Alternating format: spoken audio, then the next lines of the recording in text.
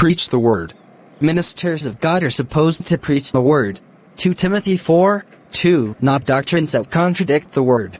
The word tells us that the ordinance of tithing was given to Moses for the children of Israel. Leviticus 27:30-34. That is what ministers should be preaching instead of the doctrine that God requires the saved in Christ to tithe. The word tells us that God's tithe is to be agriculture, Leviticus 27:30-32, and agricultural food by-products, Deuteronomy 12:17. That is what ministers should be preaching instead of the doctrine that God's tithe is to be money. The word tells us that the place to observe God's command to tithe is in the land of Canaan, Deuteronomy 12:10-11. That is what ministers should be preaching instead of the doctrine that God's tithe is to be observed all over the world. The word tells us the congregation is not even to go near the house of God with their tithes.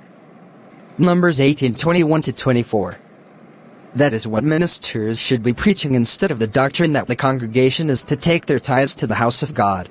The word tells us that God only authorized the tribe of Levi to take tithes to the house of God.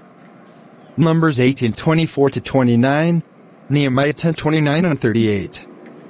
That is what ministers should be preaching instead of the doctrine that all Christians are to take their tithes to the house of God. Ministers of God are supposed to preach the word. Many fail to do so in the matter of God's commanded tithe. Instead, they teach for doctrine a commandment of man. Matthew 15:8. This people draweth nigh unto me with their mouth, and honoreth me with their lips, but their heart is far from me. 9. But in vain they do worship me, teaching for doctrines the commandments of men.